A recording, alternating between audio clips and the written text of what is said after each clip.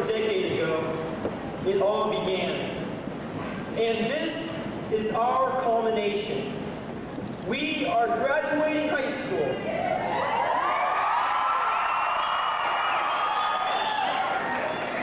We have pushed that number 2 pencil 1,000,000 miles over 100,000 pieces of notebook paper until we ran out and had to borrow a piece from a friend.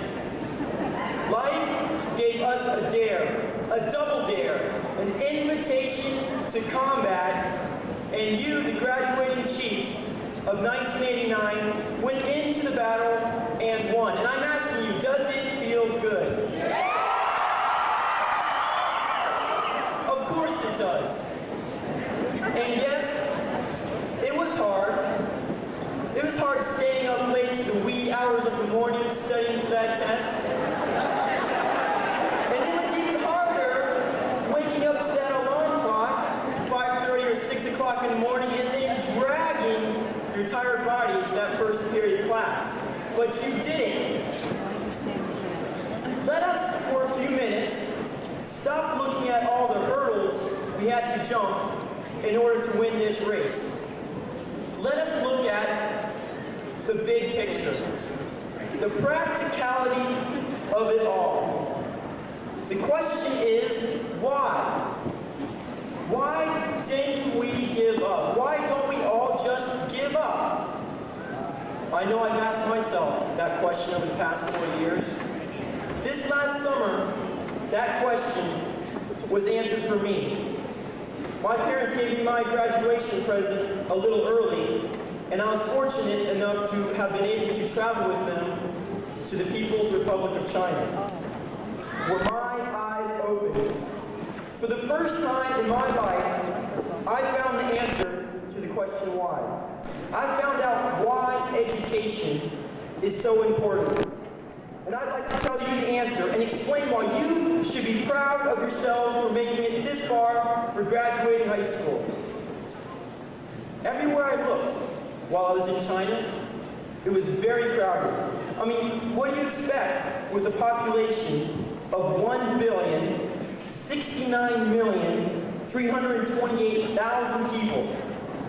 And I thought South Florida was crowded. It was very dirty and primitive. Everyone was equal, and no one owned a thing. There was a lot of bicycles, there was no MTV, and not a single dog or cat to be found anywhere. The Chinese government tells its people exactly what to do, and they have no choice. Living under a government like that, I guess explains why over 1 million Chinese college students these past 3 weeks have been demonstrating in Tiananmen Square, located in the capital, Beijing.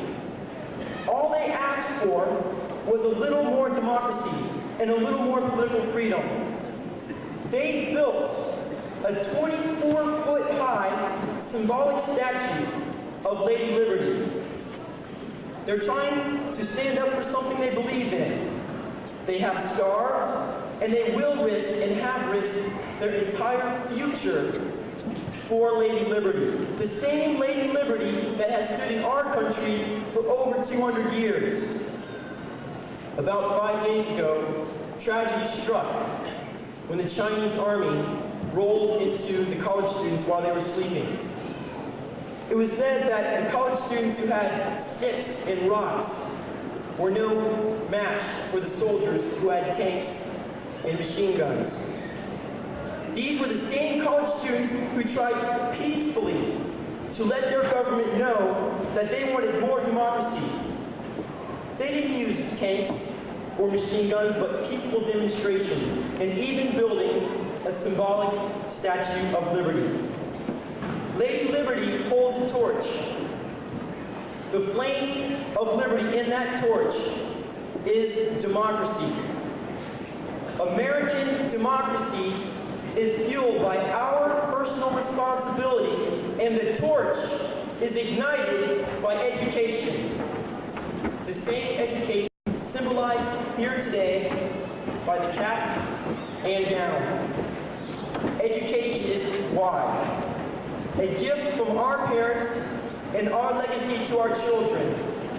Ladies and gentlemen, keep the torch lit. Thank you very much.